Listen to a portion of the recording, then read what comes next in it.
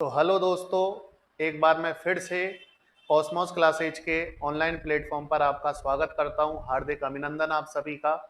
और चलिए आज की क्लास की शुरुआत एक खूबसूरत शायरी के साथ, एक खूबसूरत बात के साथ करते हैं दोस्त, जिससे आपको थोड़ा मोटिवेशन मिले कि गम मेरे साथ बड़ी दूर तक गए, पाई ना मुझ में थकान तो वो खुद थक गए। तो यही चीज आपको दोस्त सीखनी है कि आपको नहीं थकना है। आपके साथ की कठिनाइयों को, आपके साथ की परेशानियां थक जाएं, लेकिन आपको लगातार चलते रहना है जब तक आपको अपनी मंजिल नहीं मिल जाती। तो यही चीज ये शायरी सिखाती है और यही चीज ये लाइनें सिखाती हैं। तो चलिए आज की क्लास इसी खूबसूरत लाइन के साथ शुरुआत करते हैं। तो जैसा कि दोस्त प्रीवियस वीडियो में आपको पता है, मैं आपको इलेक्शन वाले क्वेश्चन समझा रहा था। अपन ने 2 सवाल डिस्कस कर लिए थे। तो चलिए आज अपन और बेहतरीन बेहतरीन सवाल लेते हैं। तो अगला सवाल आपकी स्क्रीन पर मैं लाता हूं, देखना आप।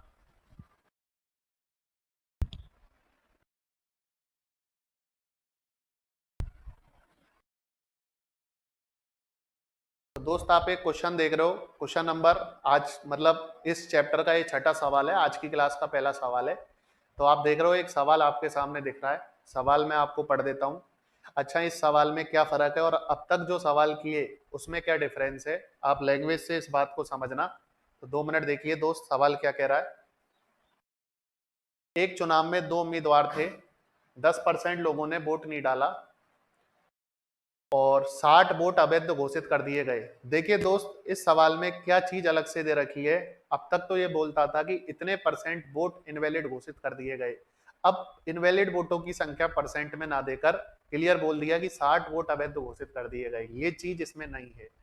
आगे क्या कह रहा है, पहले उम्मीदवार को कुल वोटों का 47% मिला।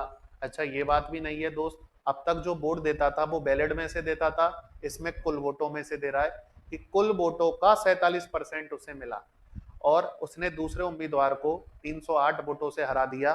तो कुल वोटर बताइए। तो देखिए, आप इस सवाल को करने की बेस्ट अप्रोच मैं आपको एक्सप्लेन कर रहा हूं। सबसे बेस्ट तरीका क्या है, आप जिससे सीधे एक्स मानने की जरूरत नहीं पड़े, सीधे आप आंसर पे पहुंचो। आप मुझे एक बात बताइए दोस्त, कुल मतदाता में 100% होते ही हैं। आपसे बोला है कि दोस्त 10% लोगों ने वोट ही नहीं डाला है। आप मुझे बताइए, अब मेरे पास जो वोट रह गए दोस्त, 90% रह गए। अच्छा, इसमें से भी फिक्स हैं, जीतने वाले को कुल वोटों का 47% मिलेगा। इसके वोट फिक्स है दोस्त, 47% ये लेगा। अब मुझे एक बात बताइए दोस्त, 90% में 3 चीजें मेरी थी। 90% में 3 चीजें थी। 90% में से ही जीतने वाले को लेने थे, इसमें से ही हारने वाले को लेने थे और इसमें ही कुछ फर्जी वोट भी थे। अच्छा, जीतने वाले के फिक्स है 47% वोट है। अब 2 चीजें बची, एक तो हारने वाले के वोट बचे और 60 वोट इनवैलिड बचे दोस्त। अब आप मुझे एक बात बताइए, 90 में से 47 ये ले गया, तो अब मेरे पास वोट बचे हैं 43%। इसमें भी हारने वाले भी शामिल है और 60 वोट फर्जी और हैं। लेकिन दोस्त मैं ये चाहता हूं कि ये 43% दो जगह ना बटकर एक ही जगह शामिल हो जाए। ये 43% दो जगह ना जाकर पूरा हारने वाले को ही मिल जाए। तो आप बोलोगे साहब, यदि आप 43% हारने वाले को ही देना चाहते हो, फिर तो ये 60 वोट भी आपको हारने वाले को ही देने पड़ेंगे। तो यही चीज मैं आपको सिखाना चाहता हूं कि मुझे क्या करना पड़ेगा, इन 60 वोटों को एडजस्ट करना पड़ेगा। सारा लफड़ा इन 60 ही वोटों के कारण है, तो मैं 60 वोट भी हारने वाले को ही दे देता हूँ। तो आप मुझे एक बात बताइए, कहाँ जीतने वाला, कहाँ पहले ये 308 वोटों से हार रहा था, कहाँ हारने वाला 308 वोटों से हार रहा था। यदि मैं 60 वोट और इसे दे दूंगा तो ये 60 कम से हारेगा। तो 308 में से यदि मैं 60 माइनस कर देता हूं, तो अब ये दोस्त 248 से हारेगा।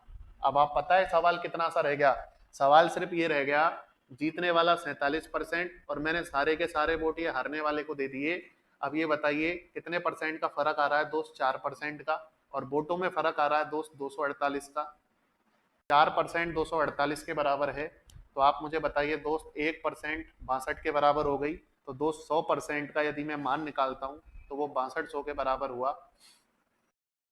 तो उम्मीद करता हूं कि आप मेरी इस बात को समझ गए होंगे। आप चाहते हो तो दोस्त इस सवाल को बेसिक से भी कर सकते हो, लेकिन सवाल बहुत ही लेंथी होगा। और आपको पता है कि इस टाइम सवाल ये नहीं है कि सवाल कौन कर रहा है, लड़ाई इस बात की नहीं है कि सवाल कौन कर रहा है दोस्त, लड़ाई इस बात की है कि सवाल जल्दी कौन कर रहा है। मैं आपको यहाँ पे बेस्ट अप्रोच सिखाने आया हूँ, बाकी मेथड तो आपको किताबों में भी खूब मिल जाएंगे। तो चलिए अपन अगला सवाल लेते हैं दोस्त, आप समझना।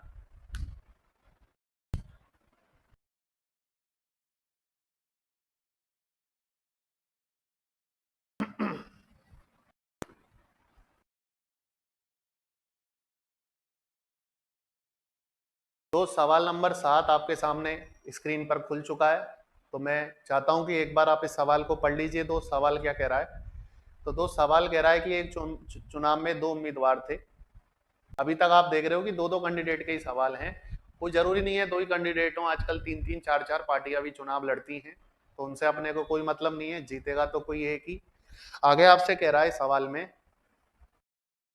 कि दोस्त 10,000 लोगों ने तो वोट ही नहीं डाला, 10,000 लोग तो वोट ही डालने नहीं आए और 75% वोट ही मान्य है। मतलब जितने भी लोग वोट डालते हैं उसका 75% वोट ही वैलिड हो पाते हैं। आगे आपसे कह रहा है एक उम्मीदवार 2250 वोटों से जीत गया और दूसरे उम्मीदवार को कुल वोटों में से 18% मिले, तो बताइए कुल मतदाता कितने हैं? तो समझना आप इस सवाल को दोस्त, सारा लफड़ा केवल ये 10,000 लोगों का है। ये 10,000 लोगों ने वोट नहीं डाला, बस मुझे इसे एडजस्ट करना है। तो मैं कैसे करूंगा? आप मुझे एक बात बताइए दोस्त, टोटल वोट होते हैं 100%, इसमें से वैलिड मेरे 75% ही, काम के वोट मेरे 75 ही। इसमें वही तीन चीजें हैं दोस्त। अच्छा, इसमें फर्जी वोट तो है ही नहीं है, इसमें केवल दो ही चीजें हैं, जीतने वाला और हारने वाला। अच्छा आप मुझे बताइए, हारने वाले के वोट फिक्स हैं, टोटल का 18%, मतलब 18% वोट वो लेगा। आप ही बताइए 75 में से 18% ये लेके गया तो वोट बच कितने गए? 75 में से यदि मैं 18 माइनस करता हूं तो 57% वोट बच गए। आप बोलोगे साहब कोई दिक्कत नहीं है, 57% सारे के सारे जीतने वाले को मिल जाएं तो अच्छा रहे, लेकिन मैं बात बोलूंगा भैया, ये 10,000 वोटों का फिर मैं क्या करूं? तो मुझे केवल 10,000 वोटों को एडजस्ट करना है।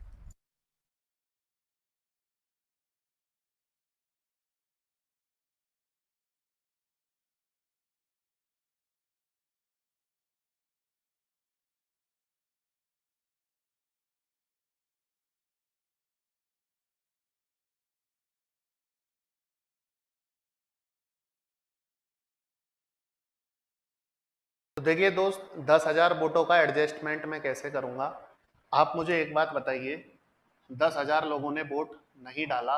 अच्छा आप बताइए, यदि ये भी लोग वोट डालते तो इसमें से वैलिड तो 75% ही हो पाते, मतलब 7500 वोट मेरे काम के होते।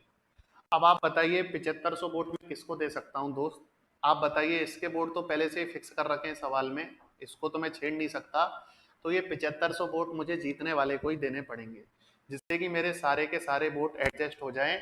मैंने क्या किया दोस्त? मैंने कुछ नहीं किया, मैंने 10,000 वोटों को सारे वोटों में शामिल कर लिया। ये 10,000 वोट भी कुल वोटों में समा गए, आप ऐसे बोल सकते हो। तो आप मुझे एक बात बताइए, हाँ ये 2250 से जीत रहा था जीतने वाला, 7500 वोट भी यदि मैं इसे दे देता हूँ, ये 9,750 9750 वोटों से जीत जाएगा।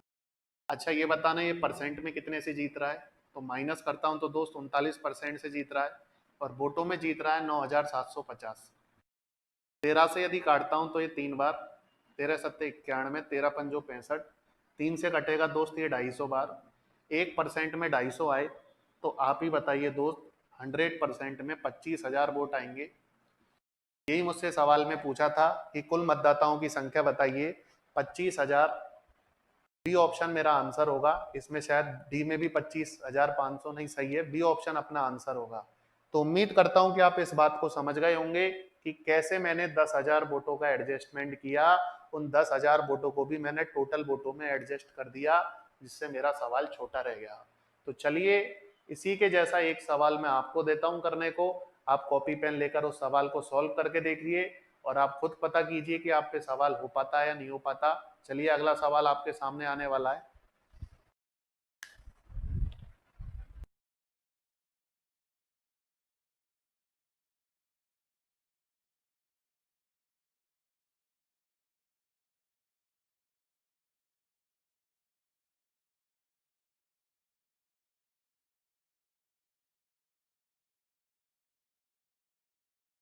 तो दोस्त 8वां सवाल आपके सामने खुल चुका है। तो चलिए एक बार आप इस सवाल को खुद से ट्राई कीजिए, वीडियो को पॉज कर लीजिए और खुद से ट्राई कीजिए। देखिए दोस्त, सवाल में एक बार पढ़ देता हूँ। एक चुनाव में 2 कैंडिडेट हैं, 5000 लोगों ने, मतदाताओं ने वोट नहीं डाला, 20% वोट डाले गए वोटों में से अमान्य हैं, मतलब 20% इनवैलिड हो जाएंगे। आगे आपसे कह रहा है जीतने वाला 12,000 वोटों से जीत जाता है और हारने वाले को दोस्त टोटल वोटों का 20% मिलता है, तो कुल मतदाताओं की संख्या बताइए। आप देख रहे हो सवाल बिल्कुल पिछले सवाल की तरह है। तो मुझे इन 5,000 वोट जो हैं, जो जितने लोग वोट डालने नहीं गए, 5,000 जो लोग हैं जो वोट डालने नहीं गए हैं, बस इनका एडजस्टमेंट करना है और सवाल में कुछ भी नहीं है। देखिए दोस्त कैसे करेंगे। आप बताइए, टोटल वोट है 100%, इसमें से 20% तो इनवैलिड हो जाते हैं, काम के बचते हैं मेरे 80%। अब इसमें से भी फिक्स है कि हारने वाले को टोटल वोटों का 20% तो बोलेगा।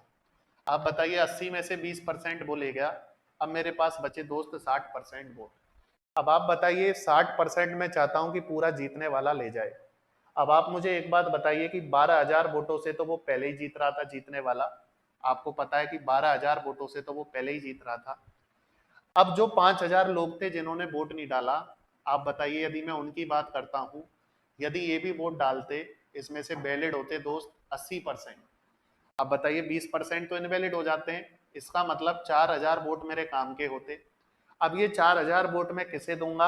आप बताइए, हारने वाले को तो दूंगा नहीं, इसके तो वोट फिक्स हैं, तो ये वोट मैं जीतने वाले को ही दूंगा। तो जीतने वाला खां 12,000 से जीत रहा था, 4,000 मिलते ही वो 16,000 से जीतेगा। और परसेंट में जीत रहा है दोस्त 40% से, ये 40% ही दोस्त 16,000 के बराबर है। तो आप बताइए दोस्त, 1% कितने के बराबर होगा, या 20% की वैल्यू निकाल लीजिए। 40 का आधा 20, 16,000 का आधा दोस्त 8,000। तो 100% का जो मान होगा दोस्त वो 40,000 होगा। तो उम्मीद करता हूं कि आप इस बात को समझ गए होंगे कि कैसे मैंने वोटों को एडजस्ट किया और सवाल को आसान बनाया। तो यही चीजें आपको सीखनी है दोस्त। देखिए दोस्त, मंजिल मिले या ना मिले, लेकिन आपको मंजिल तक पहुंचने का जो रास्ता है वो आपका खूबसूरत होना चाहिए। आपको 2 घंटे तक 100 सवाल करने हैं, तो आपके मेथड इस तरीके से होने चाहिए कि आप 2 घंटे तक बिल्कुल थकान महसूस नहीं करो, क्योंकि आपको अपने दिमाग से 2 घंटे काम करवाना है। तो आपके जो तरीके हैं वो बिल्कुल स्मूथ होने चाहिए कि जल्द से जल्द आप आंसर पे पहुंच जाएं और कैलकुलेशन भी आपको कम करनी पड़े। तो चलिए दोस्त, अगला सवाल अपन लेते हैं इलेक्शन का ही।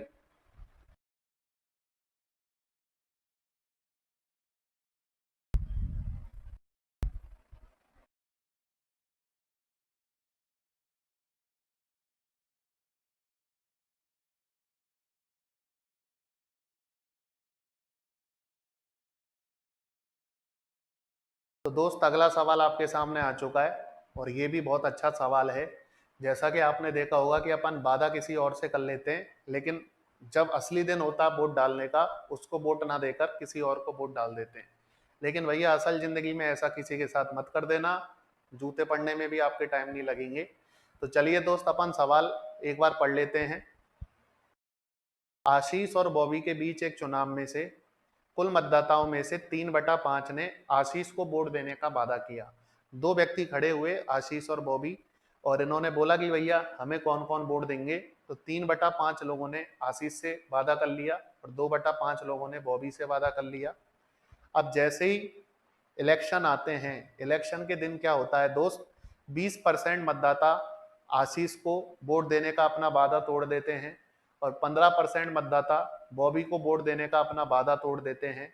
और कुल मतदाताओं की संख्या आपसे पूछी है और आशीष 800 वोटों से जीत जाता है। तो देखिए दोस्त, इस सवाल को करने की बेस्ट अप्रोच क्या है, आप समझना इस सवाल को। क्वेश्चन नंबर 9, ये आशीष है, ये बॉबी है। अच्छा, 3/5, 5 में से 3 हिस्सा इसको वोट देने की बोलता है और 2 हिस्सा इसको वोट देने की बोलता है। एक काम करते हैं, मैं टोटल वोट यदि 500x मान लेता हूँ, तो 300x बॉबी से बोलते हैं, 300x आशीष से बोलते हैं, 200x लोग बॉबी से बोलते हैं।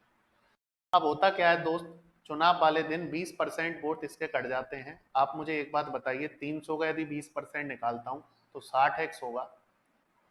अब ये 60x वोट आशीष को ना जाकर, आप बताइए दोस्त, किसको किसके खाते में जाएंगे, बॉबी के। और बॉबी के दोस्त 15% वोट कट जाते हैं। आप बताइए, यदि मैं इसका 15% निकालता हूं तो 30 आएगा दोस्त। तो 30x वोट बॉबी को ना जाकर दोस्त आशीष के अकाउंट में जाएंगे। तो मैं ये बात बोल सकता हूँ कि आशीष तो 30 वोट माइनस में रहा है। आप बताइए इसके 30 वोट कम हो गए, ओवरऑल इसके पास आए 270x। और ये जो बॉबी है वो 30 वोट प्लस में रहा है, इसके पास आएंगे दोस्त 230x। अब एक बात बताइए दोस्त, आशीष कितने वोटों से जीत गया? आप बोलोगे जी 40x से जीत गया, और सवाल में यही वैल्यू दोस्त 800 के बराबर है। तो आप मुझे बताइए यहाँ से x की वैल्यू दोस्त 20 आएगी, टोटल वोट है 500x। यदि मैं इसकी गुणा 20 से कर देता हूँ तो कुल मतदाताओं की जो संख्या आएगी दोस्त वो 10,000 आएगी। तो टोटल जो मतदाता थे वो 10,000 थे। तो उम्मीद करता हूँ कि आप इस बात को बेहतर तरीके से समझ गए होंगे। तो मैंने आपको सारे इलेक्शन से रिलेटेड सवाल आपके सामने डिस्कस किए, और इनसे बाहर कोई सवाल नहीं जाएगा, इस बात की गारंटी है। कॉन्सेप्ट यही रहने हैं, लैंग्वेज यही रहनी है, डेटा थोड़ा इधर उधर हो सकता है। तो मैंने सारे टाइप के सवाल आपको करवाए। तो चलिए दोस्त, अब अपन जो सवाल करेंगे वो इलेक्शन वाले सवाल करेंगे। आजकल इलेक्शन वाले, सॉरी इलेक्शन तो हो गए, कमीशन वाले सवाल करेंगे। तो कमीशन वाले सवाल, अगला सवाल आपके सामने आ रहा है, आप समझना।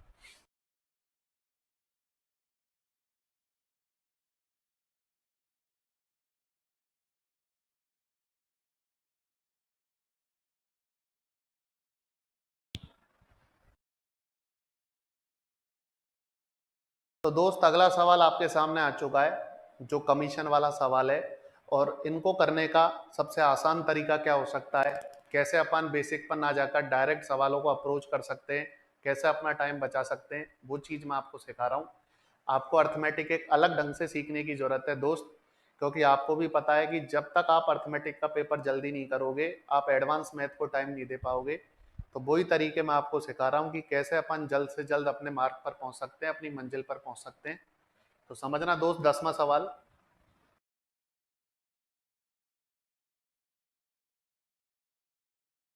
कमीशन से रिलेटेड भी मैं 6-7 सवाल आपको लेकर आया हूँ, जिससे आपको हर तरीके का सवाल क्लियर हो सके। तो दोस्तों, जैसा कि आपको पता है, जब नौकरी नहीं लगती है तो लड़का जॉब ढूंढता है, और उसको ऐसी ही कंपनियों में काम करना पड़ता है जहां उसको बिक्री पे उसका कमीशन फिक्स किया जाता है। तो एक लड़के की कंडीशन आपके सामने सवाल के थ्रू बयां की गई है। एक एजेंट को 10,000 रुपए की बिक्री तक 5% कमीशन मिलेगा, और उससे ऊपर यदि बिक्री करता है तो 4% कमीशन मिलेगा। कुल बिक्री पर कमीशन काटकर कंपनी को वह 31,100 रुपए दे देता है। तो उसने कुल कितने रुपए की बिक्री करके दी? समझना दोस्त, इसको करने का बेस्ट तरीका क्या है। दो कहानी है मेरे पास, एक तो 10,000 तक की कहानी है और एक 10,000 से ऊपर की कहानी है दोस्त।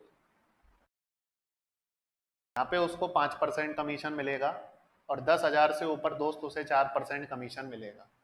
कमीशन काट पीट के कंपनी को उसने दे दिए 31,100 रुपए, ये कंपनी के खाते में गए हैं। तो उसने टोटल सेल कितने रुपए की करके दी दोस्त, ये आपसे पूछा है। अच्छा, आप मुझे एक बात बताइए, लड़के के सामने बस एक दिक्कत ये है कि वो हिसाब किताब नहीं लगा पा रहा है कि यहाँ पे 5% कमीशन है, यहाँ पे 4% कमीशन है। तो दोस्त, कमीशन वाले सवालों को करने का एक ही फंडा होता है कि सब जगह कमीशन को सेम कर दो। आप बताइए, यदि यहाँ पे 4% है तो मैं यहाँ भी यदि 4% कर दूं तो ओवरऑल बिक्री पर ही उसे 4% कमीशन मिल जाएगा। आप बोलोगे साहब यहाँ ही क्यों कम कर रहे हो, यहाँ क्यों नहीं बढ़ा देते आप 1% कमीशन, यहाँ 4 की जगह यहाँ 5 कर दीजिए तो भी बराबर हो जाएगा। लेकिन दोस्त, मैं यहाँ पे 5 इसलिए नहीं कर सकता, यहाँ पे 1% में इसलिए नहीं बढ़ा सकता कि मुझे पता नहीं है कि उसने 10,000 से ऊपर कितनी सेल करी है। मुझे यहाँ का अमाउंट नहीं पता है, ये अमाउंट तो मुझे पता है, इससे मैं छेड़खानी कर सकता हूँ। तो यदि मैं 1% कमीशन उसका कम कर देता हूँ तो आप बताइए, यहाँ भी उसका 4% हो जाएगा और यहाँ भी 4%, ओवरऑल 4% हो जाएगा। तो 10,000 का 1% होता है दोस्त 100 रुपया। यदि मैं 100 रुपये कमीशन उस लड़के की जेब से और छीन लूँ तो आप बताइए छीन कर जाएगा किसके पास? फिर तो ये कंपनी के पास ही जाएगा। तो कंपनी के पास जहाँ 31,100 रुपये जा रहे थे, अब कंपनी के पास 31,200 रुपये जाएंगे। अब ये बताइए, ओवरऑल 4% कमीशन जब लड़के ने ले लिया तो कंपनी को उसने 96% पैसा दिया होगा, और यही पैसा दोस्त 31,200 के बराबर। बात को समझना, यदि 24 से काटता हूँ ये 4 बार, 24 एकम 24, 24 तिया 72, और 4 से यदि मैं इसको काटता हूँ दोस्त तो 325 बार कटेगा। 1% में 325 रुपए आ रहे हैं। तो 100% में 32,500 रुपये आएंगे। मैं ये बोल सकता हूँ कि उस लड़के ने कंपनी को कुल 32,500 रुपये की बिक्री करके दी। यदि उसका कमीशन पूछा होता कि लड़के को कितने रुपए मिले, तो मैं टोटल सेल में से कंपनी का अमाउंट माइनस कर देता, लेकिन मैं माइनस दोस्त 31,100 ही रुपए करता, 31,200 नहीं करता, क्योंकि 100 रुपए तो मैंने दिए थे कंपनी को, लड़के ने थोड़ी दिए थे। तो मैं 31,100 रुपए इसमें से माइनस कर दूंगा, तो लड़के का अमाउंट आ जाएगा। तो उम्मीद करता हूं कि आप इस सवाल को समझ गए होंगे। तो चलिए दोस्त, अगला सवाल कमीशन वाला आपके सामने आ रहा है, आप समझना।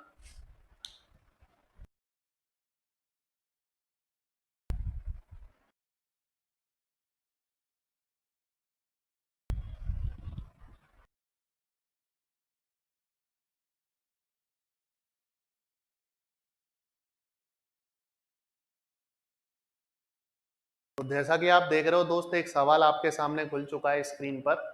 आज की क्लास का ये टोटल मतलब इस चैप्टर का 11वां सवाल है ये। एक एजेंट है, एक विक्रेता है, उसको 15,000 रुपए की बिक्री तक 12% कमीशन मिलता है, और उससे ऊपर की बिक्री पर 1% कमीशन उसे ज्यादा मिलता है, मतलब 13% हो जाता है। उसका कुल कमीशन 7,650 रुपए है। तो उसकी टोटल सेल बताइए। तो करने का तरीका, करने का जो अंदाज है वो वही रहेगा जो मैंने आपको पिछले सवाल में बताया था। बस आप समझना इस सवाल को। देखिए दोस्त, दो मामले आपके सामने हैं। एक मामला 15,000 तक का है, एक मामला दोस्त 15,000 से ऊपर का है। यहाँ उसे 12% कमीशन है, इससे ऊपर 1% बढ़ गया, 13% है। और लड़के का टोटल कमीशन है 7,650। मैंने आपसे बोला कमीशन इक्वल बनाना पड़ेगा, तो मैं यहाँ पे 1% और बढ़ा दूंगा, जिससे उसका ओवरऑल कमीशन 13% बन जाए। तो आप ही बताइए, 15,000 का 1% होता है दोस्त 150 रुपये। यदि मैं 150 रुपये लड़के के खाते में और डाल देता हूँ, तो दोस्त लड़के को मिलेंगे 7,800 रुपये, और ओवरऑल उस लड़के को 13% कमीशन मिल जाएगा। तो 13% की वैल्यू 78 है, 13 छिंग 78। तो आप मुझे बताइए दोस्त, टोटल सेल जो यहाँ से निकल के आएगी वो 60,000 रुपये की निकल के आएगी। तो आपने देखा कि अपन किस तरीके से सवाल को इजी वे में सॉल्व कर सकते हैं। तो चलिए, कमीशन से रिलेटेड और बेहतर सवाल कैसे बन सकते हैं। तो अगला सवाल आपकी स्क्रीन पर कुछ इस तरीके से नाचने जा रहा है, आप समझना।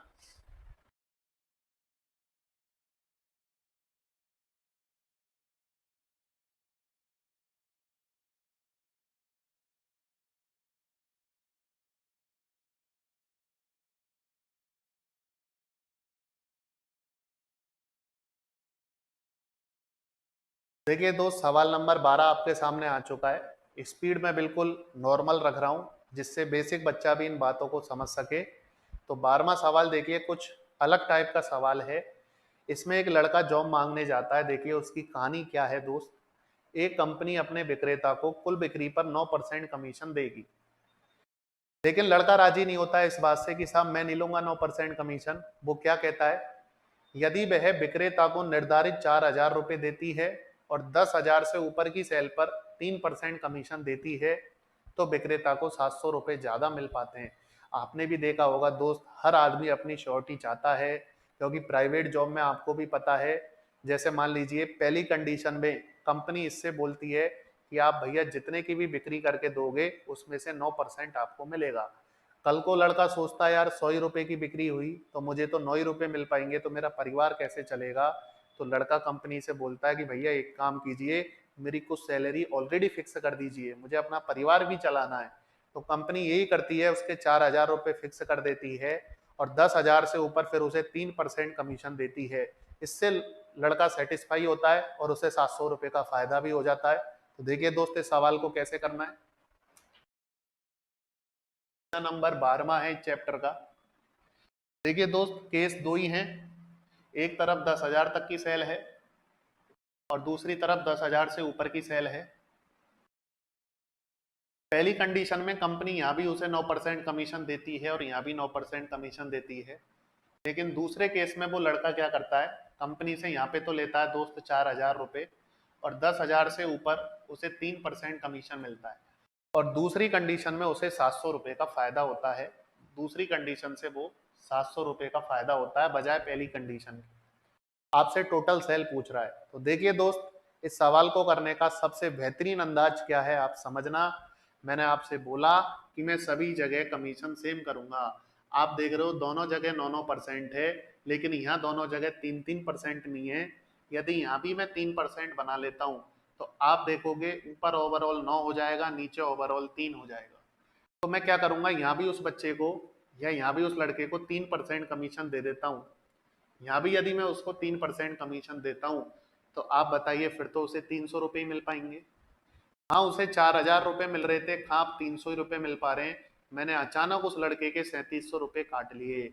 बड़ा दुख होता है जब आपकी सैलरी में से कोई भी रुपया कट जाता है। ये इस लड़के के साथ मैंने किया है, इसके सीधे सीधे मैंने 3700 रुपये काट लिए। तो आप बताइए, हाँ ये लड़का 700 रुपये फायदे की बात कर रहा था, अब इसके मैंने 3700 रुपये कम कर दिए, तो अब ये ही लड़का 3,000 रुपए के लॉस में आ जाएगा, 3,000 रुपए कम मिलेंगे इसको। अब आप मुझे एक बात बताइए दोस्त, सवाल इतना सा रह गया, पहले इसे ओवरऑल 9% मिल रहा था, अब ओवरऑल 3% मिल रहा है, तो डिफरेंस आ गया 6% का। और आप बताइए अमाउंट में फर्क आ गया 3,000 का। हाँ, वो 700 रुपए ज्यादा बता रहा था, अब उसे 3,000 रुपए कम मिल रहे हैं पिछली वाली कंडीशन से। तो परसेंट में 6 का फर्क आया, अमाउंट में 3,000 का फर्क आया। आप ही बताइए 1% 500 के बराबर। तो आप बताइए दोस्त, 100% जो आएगा वो 50,000 के बराबर आएगा।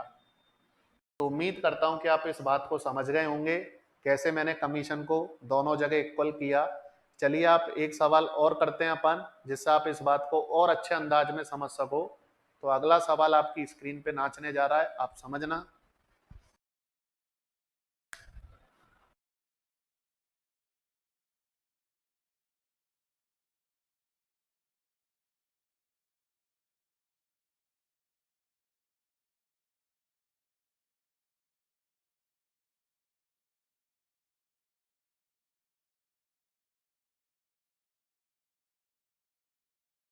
तो देखिए दोस्त, एक और सवाल आपके कॉन्फिडेंस के लिए, जिससे आपका कॉन्फिडेंस बढ़ सके, मैं एक और सवाल आपके लिए लेके आया हूं इसी तरीके का।